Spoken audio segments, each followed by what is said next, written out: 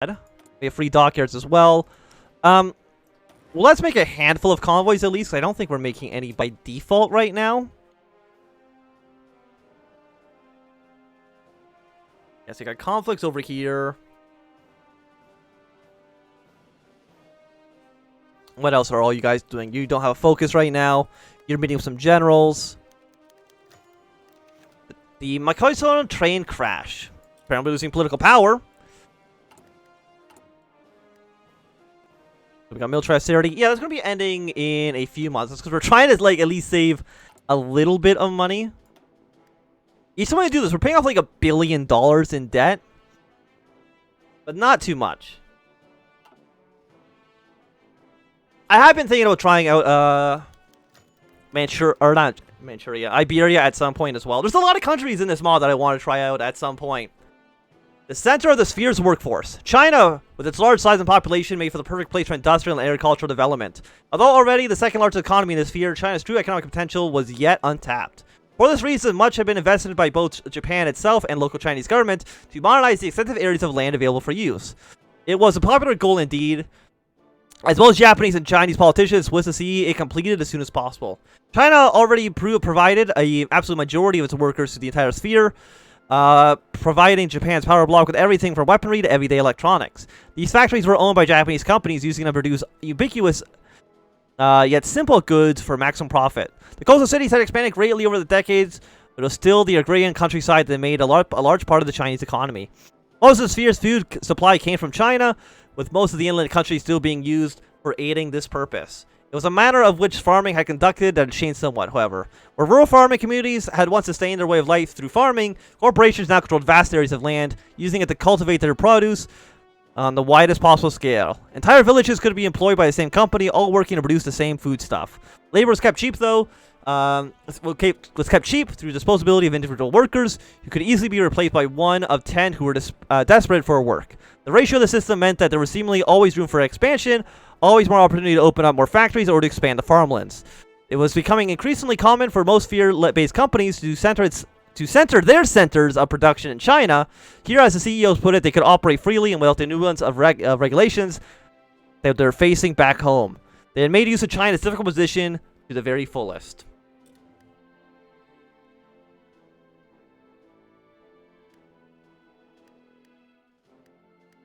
I mean, I guess I'll get you guys to maybe prepare to invade. I know you're not going to kind of break out. At least not anytime soon. I think China can... I think, like, the confidence down here can affect some things. Well, hopefully we can avoid that for a while. Research finished. Maneuver warfare. After that, let's go for some line artillery attack and just basically attack. The Chinese economy continues to struggle. The Republic of China was due to send their economic report. Waiting for its arrival, Prime Minister Ino considered the situation the breadbacks of the sphere. To better understand the documents he was soon going to read, China's current value was in its ability to produce huge amounts of food that was needed in every part of the sphere. Despite this important purpose and its status as the second largest economy in the sphere, it was the industrial expansion that was now the focus of both Nanjing and Tokyo. Intention aside, industrialization had been slow going. Ino, like his predecessors, had insisted that the Chinese government focus their efforts on this purpose. As the dossier was placed on his desk, the Prime Minister hoped that his demanding tone had finally paid off. Ino, urgently rapidly reading, quickly made him realize that his methods were futile. As he had in previous years, he felt a mixture of anger and disappointment. China had failed him once again. Industrialization was not in full swing, with some very unimpressive movement towards the goal. The agrarian sector of the economy had not changed radically either. The introduction of modern farming equipment and methods had done little to help ramp up production. Only some of the largest farms had truly begun to modernize. Only they could handle the dramatic shift between the old and new ways so far. The Prime Minister, having finished reading, was now focused on finding an appropriate response to send to Nanjing.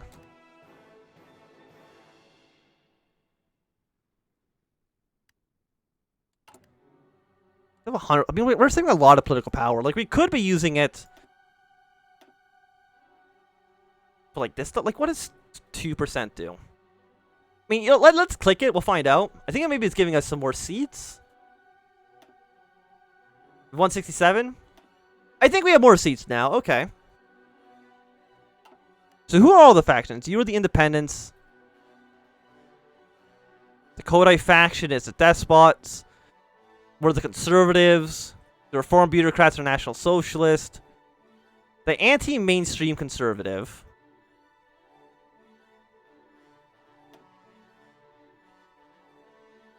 Toko. Okay, so you're the independents. You are the liberals. You are the Ketoites. And then you are... yeah, fascist, and then the National Socialist. Okay, okay. All's fine. Bengali Textiles. RGFX has always been a useful contributor to the economy of the sphere, although not quite the same as its rival government in the West. Bose has attempted to make the most of his territory. Modernization has always been the key goal of his. Now the cities and farmlands of free India exported much of their products and produce to the prosperity sphere market. Bengal in particular created many goods considerable highly sought after, most notably the region's renowned textile work. Ever since the days of the Roman Empire, these fine works of handicraft had been sought after across the world. British rule in India had only increased the worldwide demand for Bengali textiles. Manufacturing increased to new heights, and now machinery was brought in to increase the amount of textiles produced. Although now independent from British rule, not much had changed in the demand for textiles. The exportation of these goods was now a way to sustain the economy of an independent, if somewhat inconsistently recognized nation. The popularity in Japan and the wider sphere ensured that the demand for Bengali textiles never seemed to drop, yet the situation regarding the rest of the sphere's economy troubled many. Despite the efforts of somebody Kandra Bose to increase industrialization, the overwhelming majority of the land in free India was still used for agriculture. The crops were produced were needed for feeding the population and could therefore not contribute much to the economy. It was for this reason that the textile industry was so fiercely protected.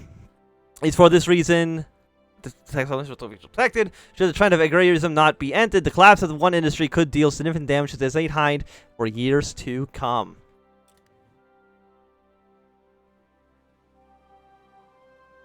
Recently released roadmap says Japan will get a rework in midterm. Okay. So you're in the sphere. Apparently Bhutan's in the sphere. How could we go wrong with Bhutan? The Croatian autumn.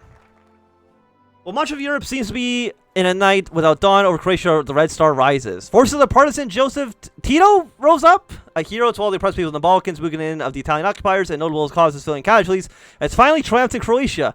As the new administration cemented itself in Zagreb, already lists of reactionaries and collaborators are being drawn up for detention and re-education. The many accused were undoubtedly party to the crimes of the Italian occupiers in the Utase. Others were quite possibly the wrong place and the wrong time. The communist takeover is certainly not the end of the Croatian state, perhaps wilting of the national spirit. The populace seems to be enthusiastic for some reprisals, as well as the ongoing conflict with Italy, but some long-term feasibility of both of these policies is somewhat questionable. So, Tito's risen up in Yugoslavia, just decided to, I don't know, be in Croatia, I guess. Are you gonna fight each other? Sham Kingdom, Bosnian autonomy. Sure. I can't imagine that Italy and Germany would just be fine with Tito here in the middle of Europe. But okay, we'll see how they go. Free India delivers the honest answer. Last of nations, due to send their economic reports to Tokyo, was designed behind government. Free India was on the periphery of the corporate sphere, so their time of reporting was of no surprise nor concern. Eno, sitting in his office, had just received a phone call verifying that the report had arrived in Tokyo airport just under an hour ago. Upon his arrival to his personal estate, Eno asked for the precious documents to be delivered to him immediately. Once the documents of that report consisted of had been brought into Eno's office, he wasted no time reading them. Reports of the economy of free India, the title played simply. Outlined over 3 pages of text, charts, and graphs, it was the stark truth of East India's economy. The report did not outline a disastrous situation.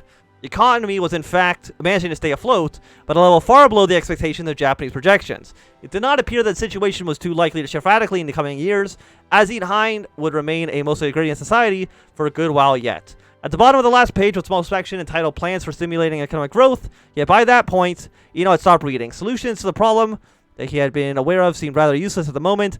Up until that point, the Prime Minister had assumed the situation of Hind was entirely positive. Now it's clear that a significant member of the sphere was financially lagging far behind what was expected. The copies of the report will soon begin to circulate in wider economic and political circles, which only hasten its impact. Eno was left wondering if there's some way to put a spotlight on the transparency of the report, although it is still led directly to the problems he presented.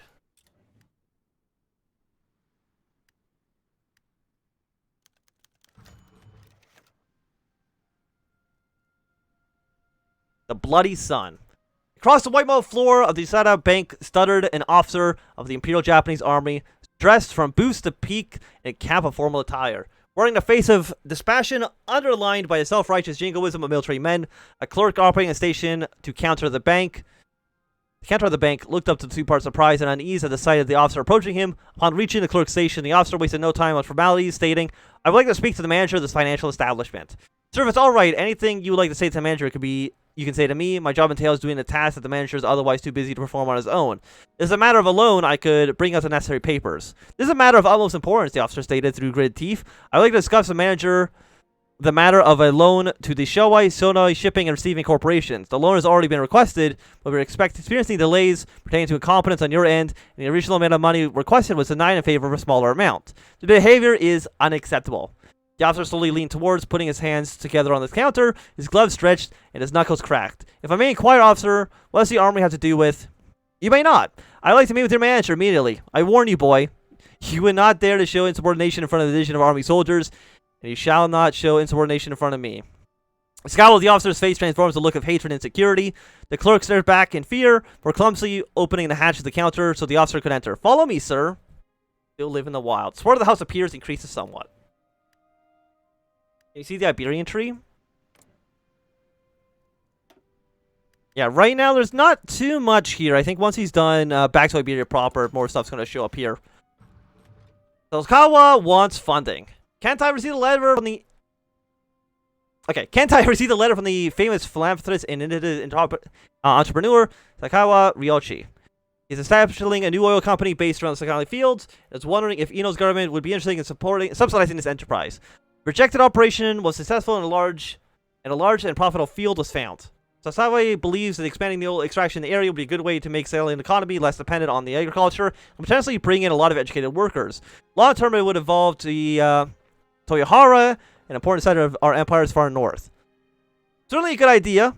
Ino is, however, unsure if it's best to handle this request within the Kentai or give it to Kishi Nobusuke in Manchuria. He could possibly integrate it with the larger economic plans for the north. I will handle this matter personally. I mean, it's in this island, right? Like, this is our island. Can you check the Komi tree?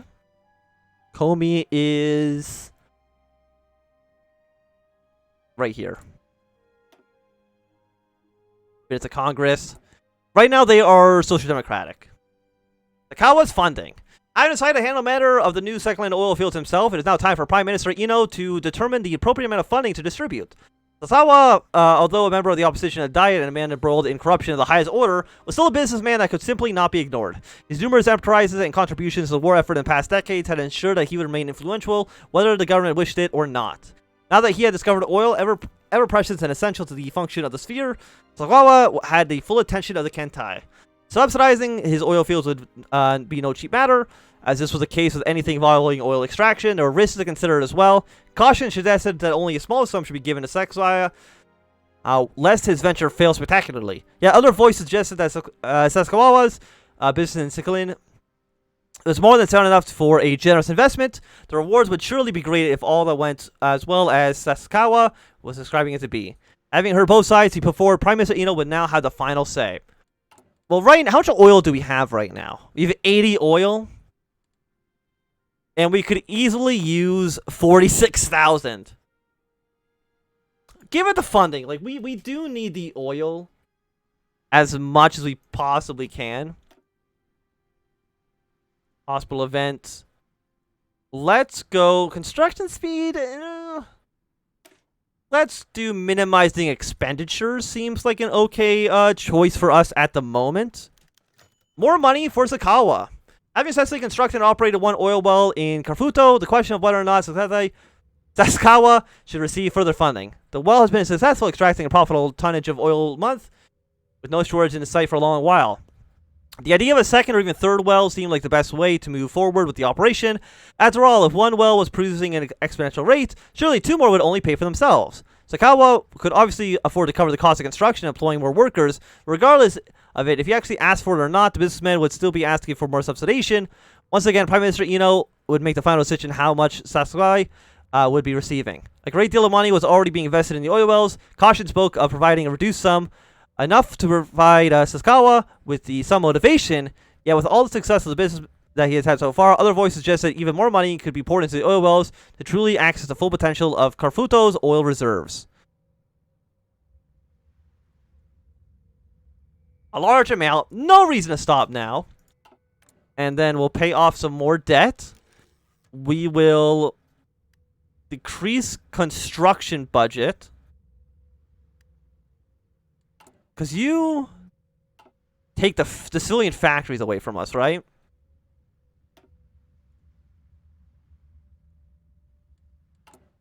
I mean, we're not building anything right now, but I honestly think that's kind of okay. We can deploy units. Deploy them in Tokyo. That seems fine. It does not know how to write Tokyo in the game font. Military and civilian oil access is the same. Either way. Oil is fun. Who doesn't like oil?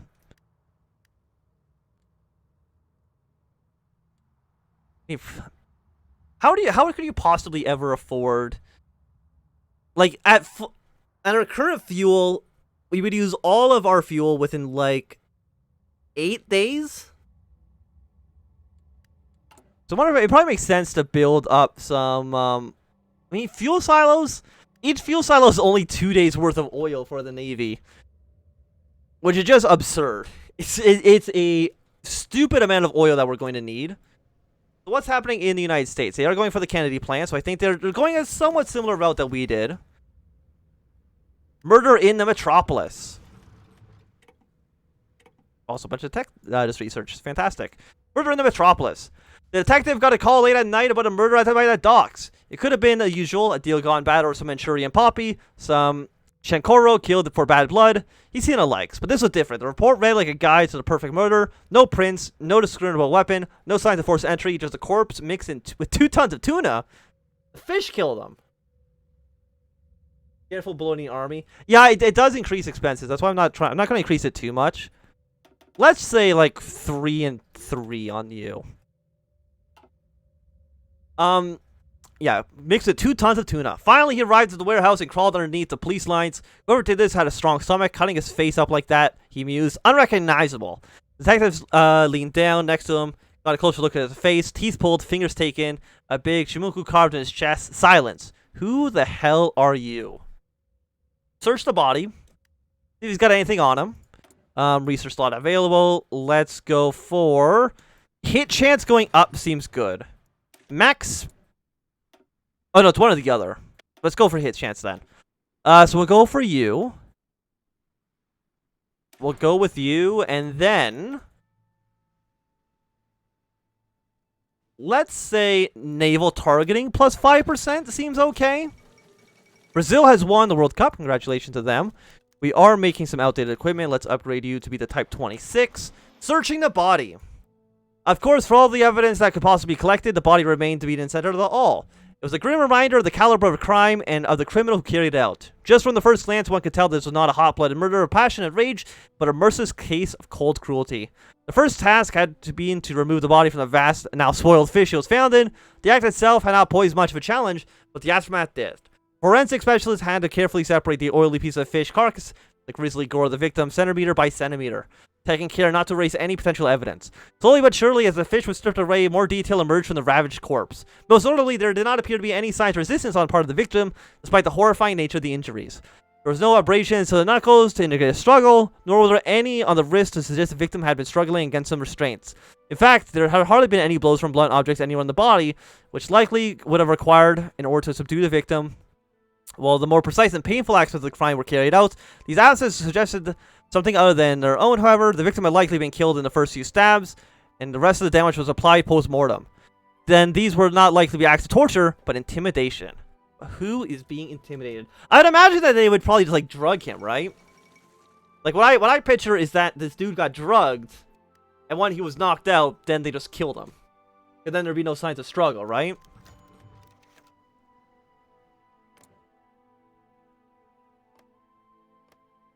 So Bosnia has also declared independence. Surprisingly, Yugoslavia, which now is just Croatia, still exists. Fortunate foresight. Eventually, the forensic experts were finished with documenting the crime scene and turned to move the body from the fishy resting place. At the request of the detectives, the body was taken directly to the morgue where it would be overseen the autopsy personally. 3 officers with thick latex gloves and face masks carefully lifted the corpse out of the vat and into the stretcher. But as they laid the deceased man down on the platform, one happened to notice something peculiar. Something appeared to roll around inside the man's abdomen, causing a strange bulge right next to one of the large wounds. Wondering if some fish had found its way into the body's chest cavity, the officer pulled open the wound to get a better look inside, but it was not a condensed ball of tuna, rather it was a military-issue hand grenade, entangled in a mess of wires, leading deeper into the crevices of the corpse. Fortunately, after the initial shock, the officer had found a good sense to scream for everybody to get out of the building and to call the bomb squad. 45 minutes later, the bomb squad re-emerged from the plant and confirmed it was safe to go in. Thankfully, forensic expert who volunteered to assist them. Unfortunately, the bomb squad had much more concern with defusing the explosive than they had reserving the integrity of the evidence of the body, but all that became irrelevant when the detectives began looking over the components removed from the corpse and found a fingerprint right beneath the ring of the grenade. Well, that almost blew up in our faces. So what? Like, I'm assuming you don't have a focus tree. No. So you have a conservative democracy with communist Yugoslavia just kind of surrounding it. Surrounded by a bunch of just fascist countries. So sure. Why not? Bombshell evidence. With great care on the part of the forensic team, they managed to triple the quantity of evidence found from the bomb components retrieved from the corpse. In total, they found 3 fingerprints, one just beneath the ring of the grenade, another on the handle, and a lone thumb print on the base. As for the rest of the parts, nothing else could be found on them. It seemed that whoever had assembled the bomb had some carelessness at the critical moment, perhaps overcome with the fear of handling live explosives. In terms of sheer force, the bomb itself was nothing extraordinary. It was nothing more than a hand grenade and a few gunpowder charges, cruelly wired to a rudimentary timing device. But the bomb squad's estimation, had they not noticed the bomb when they did, it likely would have gone off within a half hour. A fortunate break to say the least. Likely it had not meant some of the convoluted terror attack, but as a means of destroying evidence, with the added benefit of another layer of intimidation. But what the bomb lacked in power, it made up for its alarming nature. How was it that a military-issued grenade that could appear here of all places? To answer that question, the detective could only turn to the aforementioned fingerprints, which of course entailed a long and arduous task of visually comparing the prints to a nearly endless collection in the Tokyo police records. With nothing else to be done, the detective sighed as he picked up the case file from his desk and began a long march to the records room. Well, you see, if you had just invented the computer and just had to do it for you automatically, that'd be a much easier process. Just invent the computer, Japan, and then you'd be doing fine. The redacted record. Much of the detectives alike, the process of comparing and matching the fingerprints was taking less time than he anticipated. By working with just a handful of junior officers to the bone for a few days, he managed to compile a stack of probable matches and their correspondent files. Of course, most were rough approximations and were limited to those that had their fingerprints on file already, but there was a little else that could be done. Most of the profiles from the potential matches were typical Tokyo criminal lowlifes, thugs and drug dealers, low-level gangsters, and enforcers, the prototypical scum that the police force fought against. But while most certainly fit the character profile, none had any obvious meaningful connections to the particular circumstances of the crime. But for one such record, they lacked detail, only drew more suspicion. There was on-set of prints that matched those found on the bomb quite closely, debatably the closest of them all, but only file that corresponded with it was a single redacted arrest record, the original source of the prints. Both the name and circumstance of the crime had been struck from the record, generously coded in black ink bars that dotted the page. Beyond that, there was no reason given for why the record had been censored, no accompanying paperwork or notice of change. The only piece of identifying information of the picture was an unnamed man. The average-sized man with short black hair and scarred gas above his right... With a scarred gas above his right eye? I'm gonna say a scarred gash above his right eye, and the name of filming officer Takahara down at the Central Police Station. Perhaps he were able to offer some insight. Do you think it's the Colonel? The Colonel from the beginning of the story that was just beating that guy up? It might be him. Let's fudge the numbers. We'll get some better factory stuff. The burnt files. The next day, the detective got some bad news from one of the officers who had been stationed to guard the crime scene at the plant. It turns out that the forensic team had not been thorough as they thought and ended up missing something really important. After the detective specialist had left the scene at night, the officer had been diligently patrolling the grounds on high alert for any sign of the killer returning to the scene of the crime. As he had made his way behind the plant, he found what they had been missing. A small pile of ash at the top of a faint squirt marks on the ground, long since cooled by the night air and already beginning to spread over the surrounding area. Motivated by the infrequent gusts of winds, among the ashes were a few scraps and shreds of paper. Some of them were marginally scribbled writing on them. For the various bits that were found could still be read, it was obvious the papers had once been files or records of some sort, and they had been burned extremely recently. But where had they come from? Was this the killer's true objective, and the murder was just incidental, or were they related? Either way, the detective wasn't going to leave it up to chance. There's scraps, then nothing. Up in smoke. Despite the best efforts of the detective and the staff of the forensic lab, hardly anything could be gleaned from the blackened scraps of paper that had been freed from the crime scene. Many of the scraps that had survived were extremely brittle and fragile, splitting into smaller pieces or dissolving in ash at the slightest touch. But this really was no great loss, because most were either already unreadable or contained contextless words or fragments of sentences that had no leads or useful information. The only thing that were somewhat readable was the centers of the few pages from the last half of the pile. Their headers and margins had been swallowed up by the flames, the circling remaining text and black rings. Unfortunately, this meant that there was no names or otherwise independent information that could be found among the lucky survivors. All they gave were some rough descriptions of a fish plant and its operation, not such that it had been chosen for the crime. One thoroughly burned scrap made a few references to payment, but no context to suggest that it was concerned with anything more than standard business transactions. With nothing else to be done, the detective progressively placed the ashen piles back into the dedicated environment-proof bag and returned to the evidence locker. Despite the flames, the lead had gone cold. A hospital call. Yashi leaned his bike towards his home, a hut made out of wood, close to the sea, letting the wall support it from falling. He took his glasses from his shirt pocket and looked onto the sea, where the sun was halfway across the horizon. The electro lights, strung up like a pearl necklace, began turning on, faint but evanescent against the incandescence. Waves lapped in gray sand of the coast with a piece of wet floor sand strewn across the surface. When his eyes passed through the lens, he saw the world. The blobs and blotches became sharp, defined the miracle of modern science. He thought there was nothing wrong with his eyes up until the local doctor recommended him to an optician. Wearing his first pair of spectacles, it was an experience, a discovery. He had never seen the world as clearly as he did, under the ease of two concave lenses. "Father," a voice said from the inside, "are you there?" The doorknob turned, and Takeshi stepped out, the last shred of sunlight dying on the slopes of his chin. A plain-faced young man whose work in the dirty marketplace concealed his brilliant mind. A scholarship in Tokyo! Hayashi was so proud. This would go far. "There you are," Takeshi said, smiling, trying to hide the gruesome gleam in his eyes. "How was that catch?" "Rough," Hayashi said, downcast. "We'll have enough, however. The situation has become awkward." While Takeshi simmered, Akane is in the hospital. Hayashi's eyes widened. A 17-year-old Akane, at the cusp of her youth, had lied in a hospital bed, afflicted with illness. Straightening his bike, Hayashi said to his son, "I won't be home for dinner tonight." What illness? Burgundy has got the nuke. God help us all. A leaky faucet gets the wrench. Okay. Because of how late it had been when the body was found, most of the plant workers were likely long gone by the time the crime took place. The shifts having ended many hours before the call came in, this meant that for the most part they would be able to provide very little detail of the circumstances of the crime when the detective came knocking. However, one worker shift lead had been passing by the plant on his way home when he had happened to see a suspicious figure on the property, and then decided to call the police. When the responding officers arrived, he led them inside the search premises, where they found the body. While the detectives and the forensic team worked in the site, he stayed to give his statement, but left not long after. Eager to get more detailed and complete testimony, the detectives got his name from the deputies who had given his statement, and confirmed it against the name of the dispatcher receiving during the initial call. Over the next few days, he made several calls to the shift manager's list and number, while intermittently interviewing other workers, but each time he received no reply. Eventually, the detective got fed up and went to the man who addressed in person to confront him, but when he got there, he found the front door slightly ajar. After calling out a few times and identifying himself as the police, the detective pulled his pistol from his holster and carefully entered the house. In the first room past the front hall, the detective found the shift manager lying face down in a pool of partially dried blood. Shit's going real. Shit's getting real now.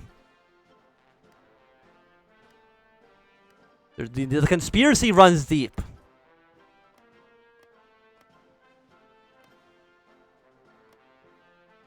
So what are all you guys doing? Nothing. So yeah, you're getting the Civil Rights Act. A diagnosis.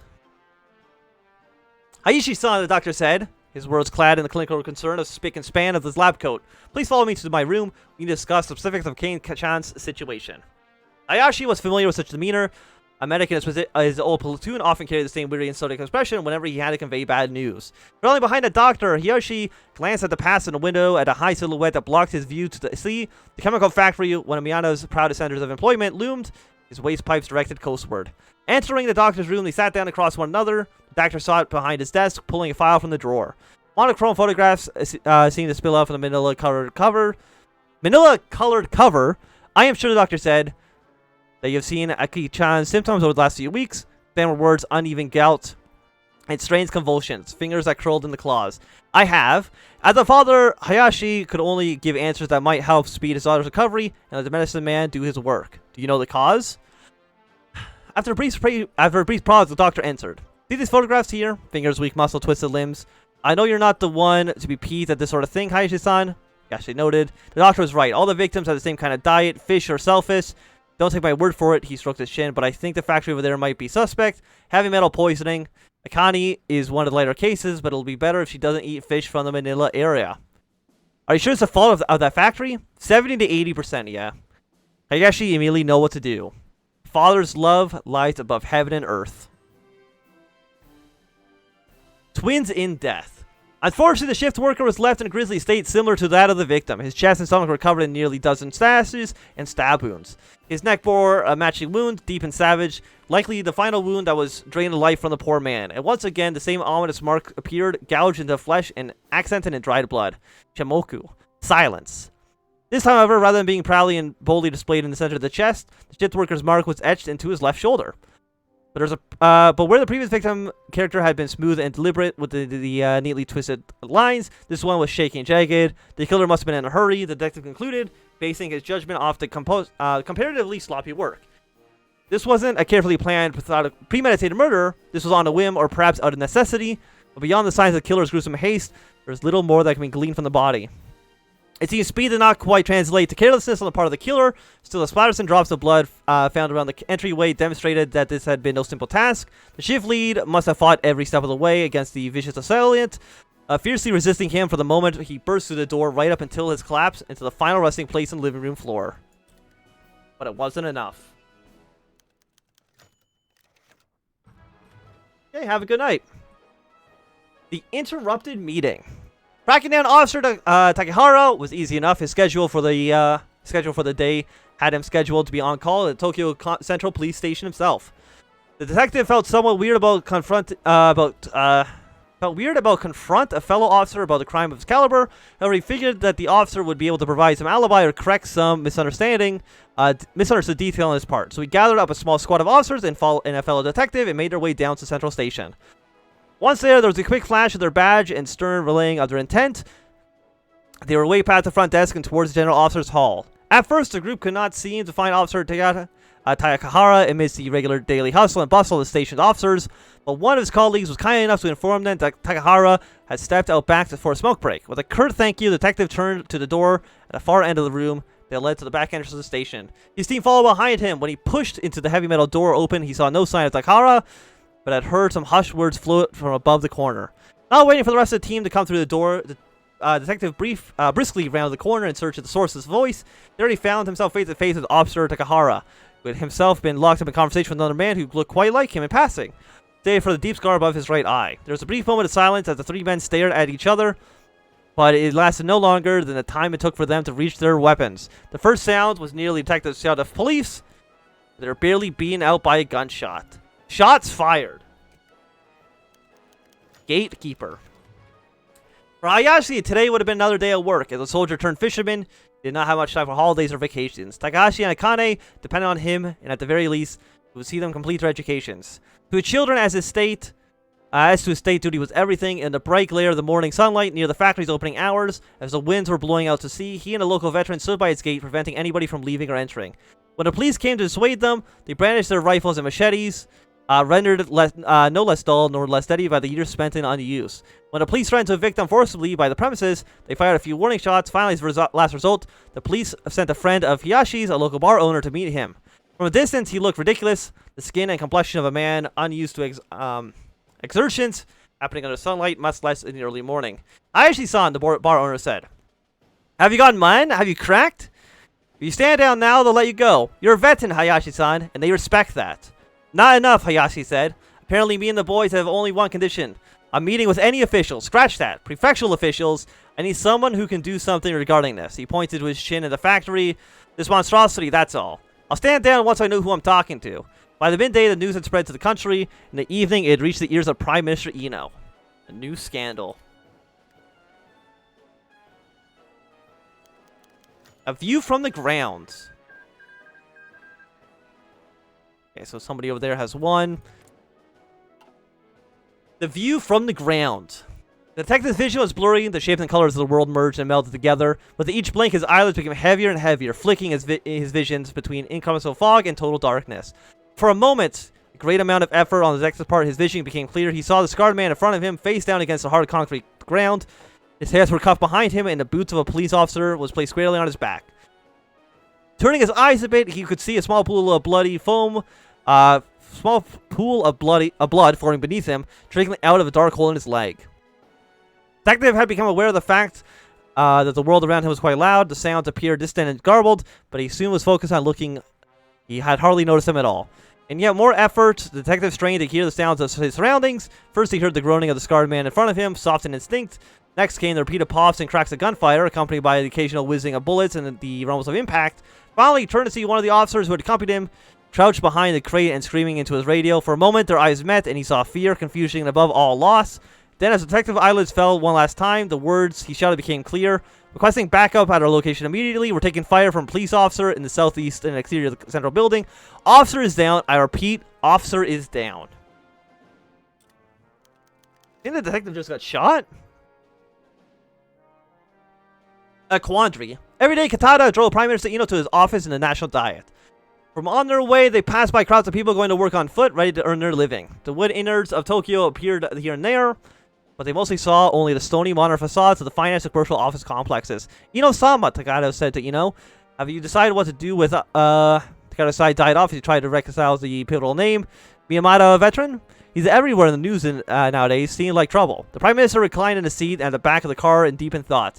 Takada-kun, Ino said, it slipped my mind earlier, thank you for reminding me. After a moment in several avenues, Dakota spoke. You know, Ino-sama, my father is a veteran, fought in China and everything. If he knew that some bigwig corporation had put chemicals in my water, he would be enraged the same way as this Miyamada person. Takada adjusted his rearview mirror as they stopped by traffic lights. I sympathize is all. You're not really usually this talkative. Did you find what the man did righteous? No, Takada said, stammering. I just found him understandable, coming from a veteran's family. In a lower voice, he continued, when I was little, my father would usually wake up screaming. Now he just sits in the verandas, under the eaves, his eyes blank. He felt as if his country left him behind. When he reached the diet building, Ino got out of his car and addressed his chauffeur. The Miyamada veteran might have a point. Turkey's declared war in them. I know it's going to be a little bit of a shorter stream today, but I think this is going to be a good time for us to end, at least for right now. We'll continue this on next week. So thank you for watching. My name is Anthem. If you enjoyed the stream, remember to follow me over on YouTube. I'll put the links over in the chat. You can follow me on YouTube, join us on the Discord, follow me over on Twitter. And if you want to support the channel, remember to click the subscribe button. For only $4.99 per month, you can help put food in my mouth, so that I can continue to make content on the channel. And have a great day, and goodbye.